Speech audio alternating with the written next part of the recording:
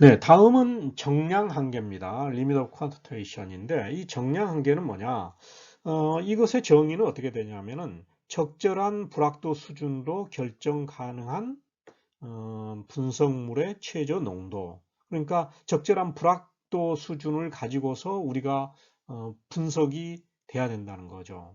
즉, 적절한 정밀성과 정확성을 가진 정량값이 정량 한계인데, 우리가 이제 어떤 이제 시험 결과를 발표를 하고 그럴 때는 예를 들어 이런 경우가 있습니다. 캘리브레이션 커브를 그렸는데 여기가 LOD가 있고요.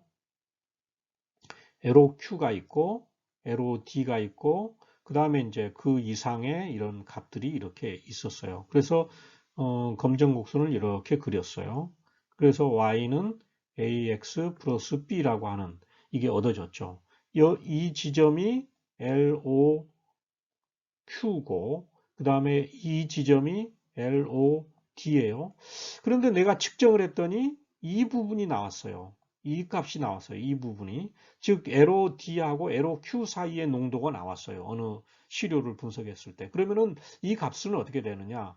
가능하면은 이거는 우리는 not detected 이런 식으로 표현을 하든지 아니면은 이것보다도 trace 트레이스 그냥 극미량이 검출이 됐다 이렇게 얘기를 합니다.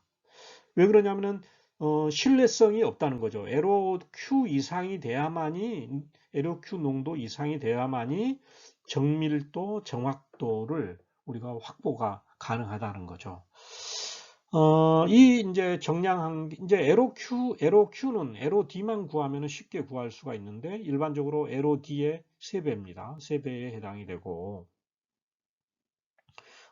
그런데 이제 항상 LOQ보다 높은 매우 높은입니다. 매우 높은 농도를 측정해야 되는 그러한 시험 방법의 경우에는 LOD나 LOQ를 추정할 필요가 없다 하는 건데 그런데 어떻게 됐든 간에 제가 생각할 때는 이것보다는 항상 우리가 LOQ보다 매우 높은 농도만 항상 구할 수가 없는 거거든요. 그러니까 항상 LOD LOQ는 어느 그 유효화 시험에서든지 메소드 밸리데이션에서는 LOD하고 LOQ는 구해주는 것이 좋습니다.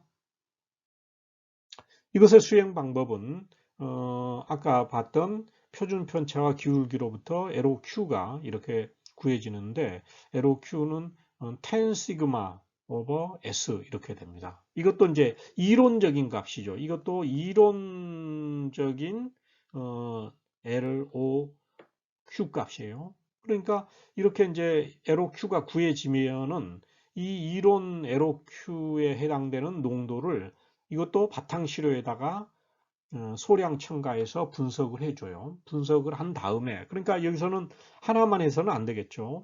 하나만 해서는 안 되는데 정확도가 15% 이내가 되고 그리고 정밀도도 CV 값이 그러니까 CV는 RSD죠. 퍼센트 값이죠. 보통 일반적으로 상대 표준 편차 값이 15% 이내여야 된다 하는 거죠. 이렇게 됐을 때 LOQ가 되는 거예요.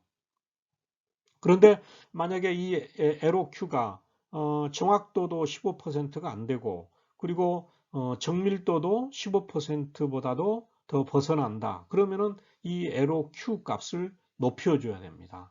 즉 농도가 높으면 높을수록 이런 에러들은 줄어든 것이 일반적이기 때문에 그렇게 된다는 거죠. 그래서 이것을 여러분들은 이 이제 정확도가 15% 이내이고 동시에입니다. 이거는 AND에 해당이 돼요. 그리고 정밀도도 15% 이내인 그러한 값이 LOQ로서 얻어지게 되면은 그 다음에 얻어지는 이제 그 정량 값들은 굉장히 신뢰성이 있는 값이 되는 거죠. 이거는 이제 제가 그 몇 해 전에 모 기관의 메소드 밸리데이션 가이드라인을 이렇게 만드는 연구 사업을 했을 때 여러 문헌들이나 이런 것을 참조했을 때 이게 정확도는 15%고 정밀도는 또 15% 이내인 것이 Q 값으로서 적합하다 하는 것을 이제 제시한 적이 있어서 여기서도 이렇게 여러분들한테 얘기를 하는 겁니다. 예, 그래서 이제 이것을 만족하지 못한 경우에는 더 높은 농도에서 시험을 반복해줘라 하는 거죠. 이와 같이 이제 에로 Q를 구하게 됩니다. 네, 이번 파라메타는 범위입니다. 레인지인데 이거는 이제 어떻게 정의가 되냐면은 어떤 적절한 불확도 수준을 가지고서 시험 결과를 얻는 그 농도 범위를 레인지 그렇게 우리가 정의를 하고 있는데 이거는 보통 이렇게 되죠. 에로 Q하고 그리고 검정 곡선의 상한 값 그 사이에 범위하고 동일하다는 거죠. 즉 이렇게 되죠. 여기가 농도고요. 그 다음에 여기가 기기의 측정값이죠. 측정값이면은 캘리브레이션 커브가 이렇게 그려졌다. 그러면은 여기가 LOD가 되고 여기가 LOQ가 되고 그리고 여기가 상한 농도고 상한 농도가 되면은 그 범위는 여기서부터 여기까지가 되겠죠. LOQ에서부터 상한 값까지 이게 이제 범위 레인지에 해당이 되고 그리고 뭐 식약처에서는 이렇게 정의를 했나요?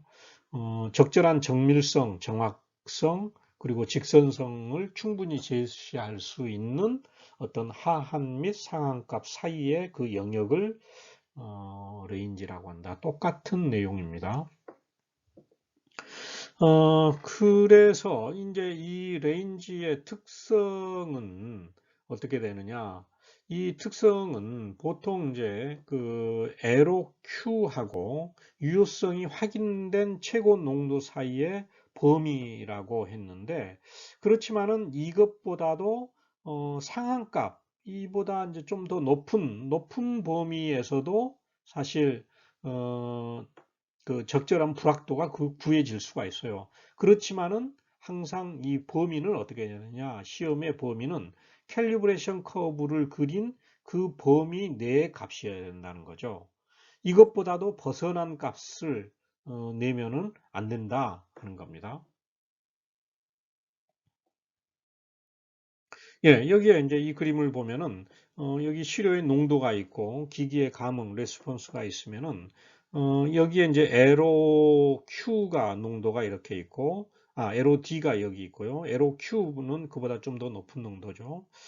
그렇게 되고 그리고서 선형 구간 이게 이제 범위가 여기가 되죠. 그래서 범위는 여기서부터 여기까지라는 거죠. 여기까지 캘리브레이션 커브를 그리면은 그런데 이게 이제 직선 구간을 이렇게 잡았는데 보통 캘리브레이션 커브를 그리면은 LOD를 포함해 가지고 그리고 LOQ를 포함한 이렇게 직선 구간으로 해서 보통은 이제 농도로 따졌을 때 한 농도로 100배 정도면은 아주 넓은 구간이에요. 이보다 좀 더 뭐 1000배, 뭐 200배 이렇게 하면은 그거는 좀 바람직하지 않은 것 같아요. 100배 정도, 한 10배에서 100배 농도 구간. 그러니까 LOQ가 만약에 이게 1ppm이었다.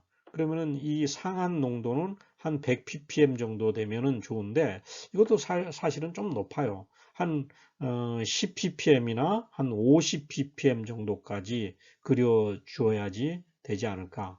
그렇지만은 이제 만약에 우리가 측정한 값이 예를 들어 지금 이제 여기에 농도 범위를 이게 여기를 상한 농도를 100ppm으로 했어요.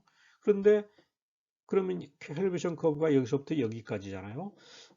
그런데 내가 어떤 시료를 분석을 했더니 이 값이 나왔어요. 이 값이 나오면 어떻게 되냐면은 이렇게 되는 거죠. 이 값이 되는데 그런데 보통 어떤 경우들은 어떤 실험실에서는 여기까지 캘리브레이션 커브를 그렸는데 이것을 외삽을 이렇게 하는 거예요. 외삽을 해가지고 이 만나는 점의 농도 이게 만약에 뭐 120ppm이다. 그러면 120ppm이라고 하는 농도를 발표를 해요. 이거는 되지 않습니다. 왜 그러냐면은 우리가 농도를 발표할 때는 항상 이 캘리브레이션 커브 구간 내의 값만 발표를 해야지, 만약에 이보다 더 높은 값이나 이보다 더 낮은 값이 나왔는데, 낮은 값, 예를 들어 0.5 ppm이 검출이 됐어요. 그랬을 때는 캘리브레이션 커브를 이렇게 더 연장을 해줘야 됩니다. 왜 그러냐면 나중에 이게 구부러질 수가 있는 거거든요. 선형이 안 나타날 수도 있기 때문에 반드시 우리가 정량을 할 때는 이 범위, 즉 캘리브레이션 커브의 그 범위 내에서만 값을 우리는 발표를 해줘야 된다 하는 겁니다.